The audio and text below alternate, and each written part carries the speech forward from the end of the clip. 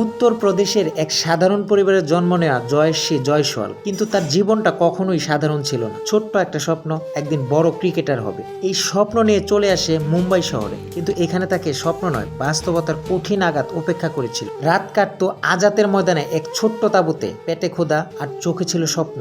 কখনো কখনো সেই ক্ষুধা মেটানোর জন্য রাস্তায় দাঁড়িয়ে ফুচকা বিক্রি করতে হয়েছে। ভাবুন তো, যে ছেলেটা একদিন দেশের হয়ে খেলবে, সে একসময় নিজের খাবারের জন্য লড়াই করেছিল। এই কষ্টের মাঝেও সে থেমে যায়নি, কারণ তার ভেতরে ছিল একটা জেদ, আমাকে পারতে হবে। ঠিক তখনই তার জীবনে আসেন জোয়ালা সিং, যিনি শুধু কোচ না, একজন অভিভাবকের মতো তাকে আগলে রাখেন।